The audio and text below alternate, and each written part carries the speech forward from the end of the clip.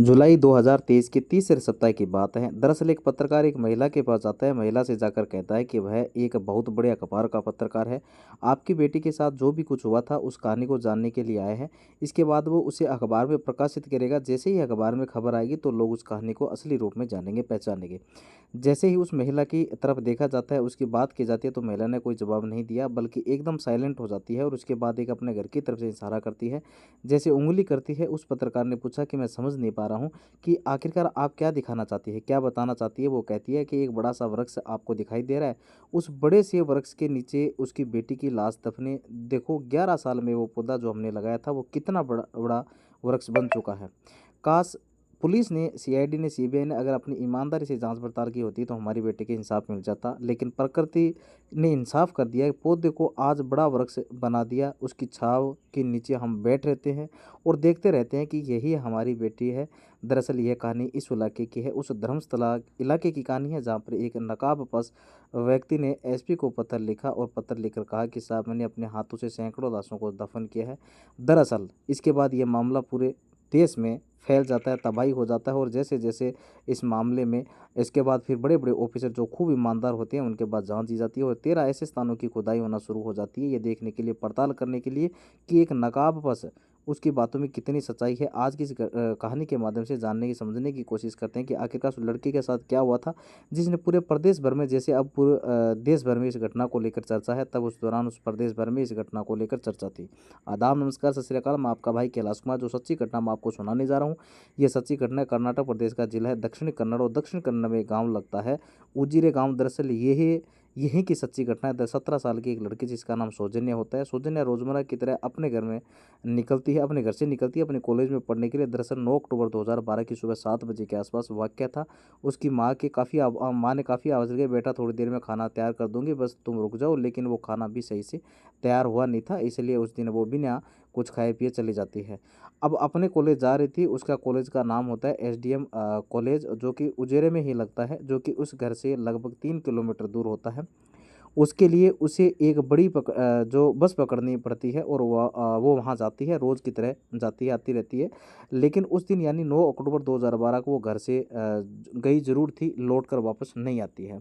शाम के 6 बज जाते हैं। माँ परेशान हो जाती है क्योंकि बेटी उसके लगभग 4:30 बजे के आसपास, 4:15 बजे तक घर पहुँच जाती है। लेकिन अभी 6 बज चुके हैं। माँ परेशान हो जाती है, सीधे आसपास के घरों में जाती है कि तुमने हमारी बेटी को देखा, सौजन्या असल दिखाई नहीं दे रही है। तभी वो अपने पति को फ़ोन करके बताती है कि बेटी अभी तक घर नहीं आई है, मुझे बहुत ज़्यादा चिंता हो रही है, दिक्कत हो रही है, आप कुछ तो करिए। देखिए जैसे जैसे वो अपने गांव में लोगों के पास जा रही थी, आसपास के लोगों के से बातचीत कर रही थी, वैसे वैसे लोग भी इकट्ठा होना शुरू हो जाते हैं। उसके बाद फिर यहाँ से सीधा बस स्टॉप पर जाते हैं। वहाँ पर जाकर पता करते हैं कि उस लड़की के जो मामा है उनका होटल है। मामा कहते हैं कि तुम यहाँ क्या, तुम्हें क्या हुआ, कैसे परेशान हो रहे हो। वो कहती है कि बेटी आज घर पे नहीं आई है। उसने कहा कि मैंने तो उसको बस स्टॉप पर उतरते हुए देखा है, वो मुस्कुराते हुए मुझे हाथ मिलाते हुए घर की तरफ जा रही थी। ऐसा नहीं हो सकता। मामा भी, जितने भी लोग थे, अब ये संख्या लगभग 300 से ज़्यादा पार हो जाते। 300 लोगों ने आसपास से 3 किलोमीटर दूर एक एक हिस्से को, एक एक जगह को ढूंढना शुरू कर दिया, तलाश करना शुरू कर दिया कि आखिरकार बेटी मिल जाए। जहाँ जहाँ तक वो आवाज़ लगाई जा सकती थी, चीख सकते थे, बुला सकते थे, सौजन्या को वहाँ वहाँ तक आवाज़ लगाने की कोशिश कर रहे थे।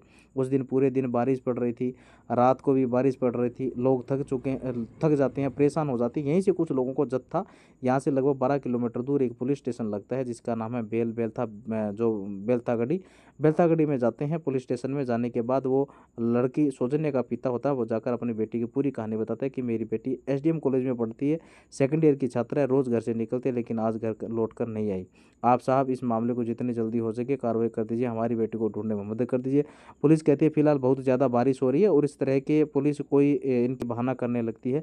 जब लोगों ने हंगामा करना शुरू किया, आखिरकार पुलिस थोड़ा सा प्रेशर आती है, और प्रेशर आने के बाद आखिरकार रात के 10:30 बजे के आसपास गुमशुदगी की एफआईआर दर्ज कर दी जाती है। गुमशुदगी एफआईआर दर्ज होने के बाद 200, 250, 2012 एफआईआर नंबर जो हो जाते हैं, और पुलिस इसमें इतनी ईमानदारी से, शायद उतनी ताकत से काम नहीं करती जितनी ताकत से अगर गुमशुदगी के मामलों में पुलिस लापरवाही से काम लेती है। अक्सर ऐसे मामले होते हैं, और इस मामले में भी कुछ ऐसे ही पुलिस का रवैया कर रहा था। उस रात घर वाले, गांव वाले पूरी ताकत लगा देते हैं ढूंढने में, और वो हार थक कर अपने घर जा पहुंचते हैं।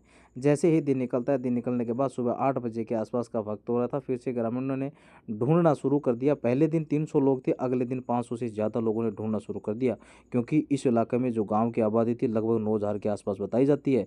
500 से ज़्यादा लोग उस लड़की को तलाश कर रहे थे, जहाँ जहाँ तक जो शोर मचा सकते थे, सौजन्य सौजन्य, लेकिन सौजन्य का कहीं आता पता ही नहीं चल रहा था। आखिरकार एक व्यक्ति की नज़र पड़ती है एक पेड़ पर, और पेड़ पर जो नीचे का तना होता है वहाँ पर लड़की की लाश मिल जाती है, जो कि पेड़ से बंधी हुई थी। अर्धनग्न अवस्था में वो लाश होती है। उसके कपड़े जो वो फटे हुए थे, और उसके शरीर के अलग अलग हिस्सों पर चोटों के निशान थे। साथ ही देखा यह जाता है कि उसका जो प्राइवेट पार्ट था, प्राइवेट में भारी मात्रा में मिट्टी को अंदर तक धंसे हुए डाला गया था।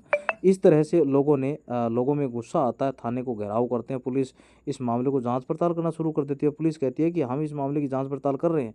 पुलिस बिल्कुल परेशान होने की जरूरत नहीं है। पुलिस कहती है जो भी कातिल होगा, जो भी दरिंदा होगा, उसे कम समय में पकड़ा जाएगा। मामले जब भी पोस्टमार्टम रिपोर्ट पर आती है तो उसमें हमें पता चलता है, और वैसे भी स्थिति को भांप कर पता चल रहा था कि इस लड़की के साथ कोई ना कोई गंदा काम क्यों हुआ है। जैसे बलात्कार जैसी घटना, उसके बाद फिर इसकी हत्या कर दी गई है।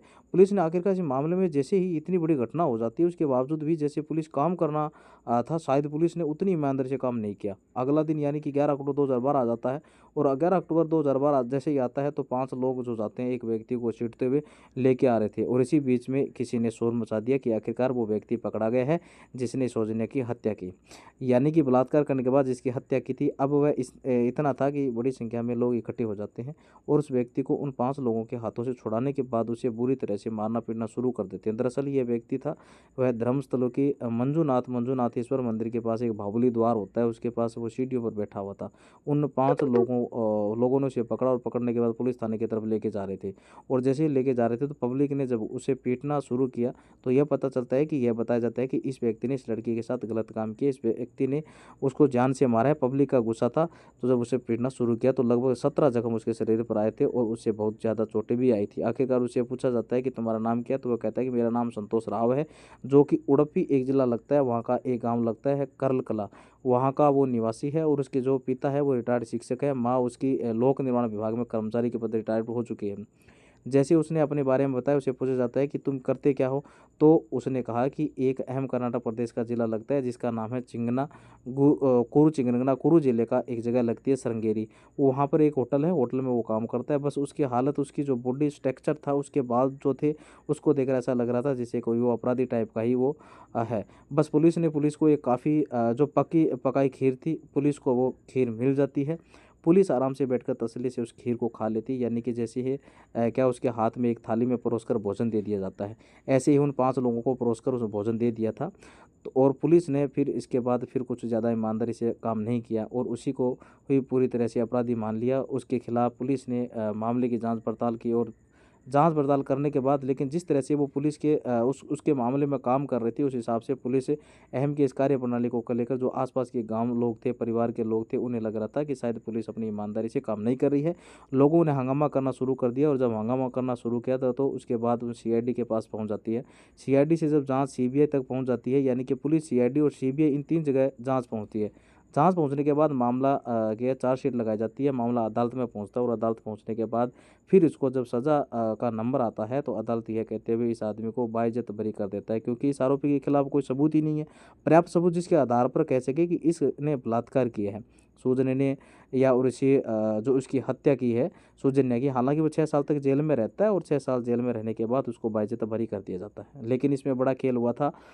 अगर हम खेल के पॉइंटों की बात करें, दरअसल पहले स्थान पर जहां लाश मिल गई थी ग्रामीणों को, उस जगह पर गांव के लोगों ने कई बार चक्कर काटे थे, लेकिन उस दिन वहां पर शुरुआत में रात भर तो लाश मिली नहीं, लेकिन अचानक से सुबह जब जाते हैं तो वहां पर लाश मिल जाती है, जबकि रात भर उसे ढूंढा गया था, तलाश किया गया था। तो हैरान करने वाली बात यह है कि दिन में भी बारिश पड़ रही थी, रात में भी बारिश पड़ रही थी, लेकिन जब लड़की की लाश मिलती है तो ना तो उसने तन के कपड़े पूरी तरह से भीगे हुए थे, और ना ही उसका बैग भीगा हुआ था, और बैग के अंदर जो किताबें रखी हुई थी ना वो भीगी हुई थी।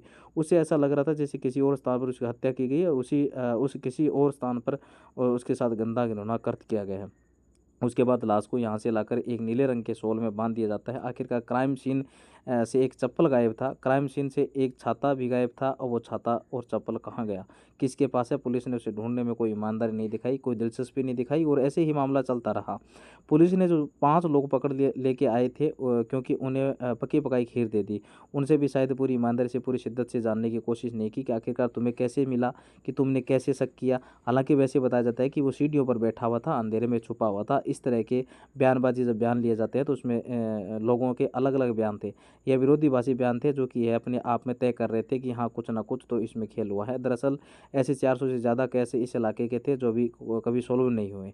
इसमें लगभग 95 ऐसे केस हैं जो महिलाओं और लड़कियों के साथ होने वाले अत्याचारों के केस थे, जिनके कभी भी खुलासे नहीं हुए। यह भी बताया जाता है कि अगर इस मामले किसी ने कोई रिपोर्टिंग की है, चाहे वो सोशल मीडिया से जुड़ा हो, चाहे वो अखबार से जुड़ा हो, या किसी और संस्थान से जुड़ा हो, या तो उस पर एक एफआईआर कर दी गई, या फिर उस पर मानहानि का केस ठोक दिया गया। यदि किसी ने आरटीआई डाल के या फिर कोई जानने की कोशिश की, तो उसको किसी न किसी रूप में शांत करने की कोशिश की जाती रही थी। ऐसे ही जब पोस्टमार्टम रिपोर्ट आती है, तो पोस्टमार्टम रिपोर्ट में भी डॉक्टरों ने शायद उतनी दिलचस्पी काम नहीं किया, यह पता करने के लिए की कोशिश नहीं की कि आखिरकार पूरा मामला क्या है। बताया जाता है कि जिस टेक्नोलॉजी का इस्तेमाल किया जाता है, उस टेक्नोलॉजी का इस्तेमाल ना करके एकदम साधारण रूप से ही इसका पोस्टमार्टम कर दिया जाता है। जिस प्रकार से जो कोरोना होता है, उस प्रकार से वो नहीं करना था, और रिपोर्ट भी समय पर भेजना, जो भेजी जाती है वो भेजा जाता है, उसको भी समय में कई दिनों के बाद भी भेजा जाता है। ठीक है, तो शायद जिसके बाद कोई भी मायने नहीं होते। क्राइम सीन की भी कोई जो बारीकी से जांच पड़ताल नहीं की गई थी, ना वहाँ कोई डोंग स्क्वाड गया था, ना ही कोई वहाँ फॉरेस्ट टीम गई हुई थी। और उस लड़की के नाखूनों में जब उसके साथ कोई गलत काम हो रहा था, उसके साथ कोई हत्या जैसी घटना हो रही थी, तो जो भी लोग कह रहे होंगे कि उनसे उसने बचने की कोशिश की होगी, तो बचने के बाद उस लड़की के नाखूनों में कुछ सैंपल्स जो डीएनए आ चुका था, उस डीएनए की जांच उस लड़की से, यानी संतोष जो मिला था, उसके साथ कराई जाती है, तो मैच नहीं करता है। इसलिए अदालत को उसे बाइज्जत बरी करना पड़ता है। लेकिन 2 लोगों के डीएनए, उसकी अंगुली और उंगली में उसके नाखून पाए जाते हैं, लेकिन वो भी किसके थे, किसके नहीं थे, पुलिस ने शायद यह भी जानने की तफ्तीश करने की कोशिश नहीं की थी। यह भी बताया जाता है कि क्योंकि पुलिस को पकी पकाई हुई खीर मिल जाती है बस स्टैंड पर, जहां लड़की उतरती है, वहां पर सीसीटीवी कैमरे लगे हुए थे। पुलिस ने वहां भी जानने की कोशिश नहीं की। रास्ते में एक हॉस्पिटल पड़ता है, और हॉस्पिटल पर लगे हुए कैमरे लगे हुए थे। पुलिस ने उस सीसीटीवी कैमरे को भी सही से देखने की कोशिश नहीं की, ऐसा रिपोर्ट में आता है। साथ ही ये 2 लोग कौन थे जिन्हें डीएनए सैंपल उसमें लड़की के नाखून पाए गए थे, वो भी नहीं मिल पाते हैं, और आखिर कातिल आसानी से बचकर निकल जाते हैं। इस बात को लेकर लोगों में भी गुस्सा आता है। जब गुस्सा आता है तो लोग सड़कों पर उतरते हैं, और जब वो सड़कों पर उतरते हैं जब सड़कों पर उतरते हैं तो सरकार पर दबाव पड़ता है। दबाव पड़ने के बाद पुलिस ने जांच हटाने के बाद यह मामला सीआईडी को दे दिया जाता है, और नवंबर 2012 की बात है, इस मामले की जांच फिर सीआईडी करने लगती है। सीआईडी ने हालांकि कोशिश की थी यह पता करने की कि एक जानवी नाम की लड़की थी, वो उसकी लड़की की दोस्त भी होती है सौजन्या। वो बताती है कि कर्नाटक की सरकार बस होती है, उसमें 3:45 जो कर्नाटक की सरकारी बस होती है, उसमें 3:45 के आसपास बैठती है। यहाँ से करीब 15 मिनट का रास्ता होता है, वापस जाके वो उतर जाती है, और उसको उतरते हुए कुछ लोगों ने देखा था। 2-3 ऐसे लोग हैं जिन्होंने देखा था। उसके अपने मामा से भी बातचीत हुई, उसने चलते हुए आखिरी बार हाथ मिलाया था। लेकिन पुलिस ने आगे वो कहाँ जाती है, किस रास्ते जाती है, उन्होंने कुछ और ज़्यादा अच्छे से शायद जानकारी जुटाने की कोशिश नहीं की। एक और लड़की जिसका नाम वर्षा होता है, यह बताया जाता है कि वर्षा ने 2 ऐसे लड़कों को जो बाइक पे बैठे हुए थे और कहते हुए सुना था कि यहाँ पर कुछ नहीं हो सकता, कहीं और जगह देखते हैं, तो शायद उन लड़कों को भी जान से मारने की कोशिश की होगी। तो वो लड़के कहाँ के थे, क्यों आए थे, अगर वो लड़के घूम रहे थे तो ज़रूर वो कहीं न कहीं सीसीटीवी कैमरे में ज़रूर आते होंगे। लेकिन ये भी शायद वो जब वक्त आगे निकल जाता है, तो कि एक सीसीटीवी कैमरे में जो डीवीआर होती है, जो रिकॉर्ड होता है, उसकी एक मियाद होती है। किसी के 10 दिन, किसी के 15 दिन, कहीं कहीं 1 आध महीने मियाद होती है। लेकिन वो मियाद भी शायद निकल जाती है जब तक मामला सीआईडी के हिस्से में आता है। तब तक वो सबूतों के साथ अच्छी खासी छेड़छाड़ हो गई। लेकिन जब मामला आगे बढ़ने लगता है तो माँ को ऐसा लगता है कि कुछ ना कुछ गड़बड़ हुई है। तब माँ ने 5 उन लोगों के खिलाफ शिकायत दर्ज कराई, जो लोग सबसे पहले संतोष को लेके आया था, पुलिस के हवाले करने के लिए जा रहे थे। माँ ने कहा कि मुझे ऐसा लगता है कि इन 5 लोगों ने ही कुछ ना कुछ किया। तो यह बताया जाता है कि इसमें एक ने तो यह साबित करके दिखा दिया कि उस दिन घटनास्थल पर था ही नहीं, वो यहाँ पर था ही नहीं, और वो तो विदेश था। वो 4 लोग जो बचे थे, उन्होंने भी कहीं न कहीं ऐसा कुछ सबूत पुलिस के हवाले कर दिए थे। उनसे यह साबित कर दिया था कि हम तो यहाँ पर थे ही नहीं, और हम तो कहीं अलग थे। उसके बाद जब पुलिस ने अपना काम करने की कोशिश की, तो कोर्ट चले जाते हैं, और कोर्ट जाने के बाद फिर किस तरह से दबाव बनाया जाता है कि उनका नाम भी अगर किसी ने लेने की कोशिश की, उन 5 सदस्यों का, तो उस पर एफआईआर भी हो जाती है, उनके खिलाफ कार्रवाई हो जाती है। लेकिन इसलिए लोग डर जाती है उनका नाम लेने के लिए कि वो बड़े रसूखदार है, बड़े पहचान वाले थे। इसके बाद फिर मामला सीबीआई तक पहुँच जाता है। सीबीआई इस मामले की जाँच-पड़ताल करती है, लेकिन सीबीआई का जो ट्रैक होता है, वो रास्ता होता है, सीबीआई का रास्ता भी वही होता है जो रास्ता सीआईडी का।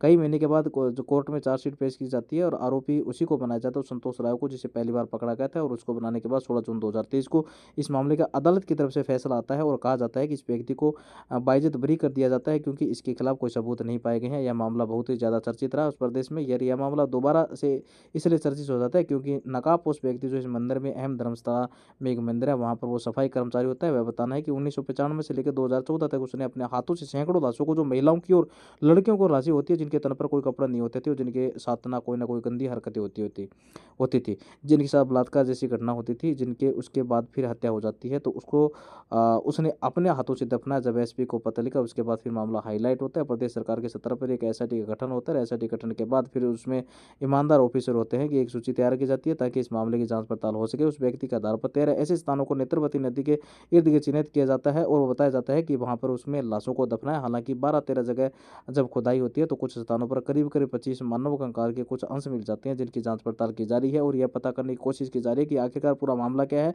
ऐसी स्थिति में इस लड़की की माँ है, उसकी भी एक अंदर से एक उम्मीद जगी है कि ना हो उस बेटी को शायद कोई इंसाफ मिल जाए। दोस्तों, इस पूरा घटना को सुनाने का उद्देश्य किसी को परेशान करना नहीं है, किसी का दिल दुखाना नहीं है, बल्कि आपको जागरूक ना, हमको सचेत करना है। बाकी पुलिस बहुत सारे मामले इस बात को दबा देती है, उखाड़ भी देती है। मामले भी कुछ ऐसे होते हैं और ईमानदारी से काम करे तो शायद इस तरह की कहानी कभी ना बने और लोगों को इंसाफ मिल जाए। लेकिन यह बताया जाता है कि जो इस घटनाक्रम के पीछे है वो बहुत ही ताकतवर लोग हैं, बड़े बड़े लोग हैं, रसूखदार व्यक्ति है, इसलिए इस मामले की लड़की को इंसाफ नहीं मिला। और एक माँ पत्रकार से ये कहती है कि बेटी को इंसाफ क्यों नहीं मिला। ऐसी एजेंसियां अगर सही होती, जांच कमेटियां सही होती, तो शायद आज बेटी को इंसाफ मिल जाता। जाते जाते देहरादून से सरोज कुमासदी और इसके साथ छोटा भाई इसका रसूख मंडेलिया को बहुत बहुत मेरी तरफ से जन्मदिन की ढेर सारी शुभकामनाएं। धन्यवाद। जय हिंद, जय भारत।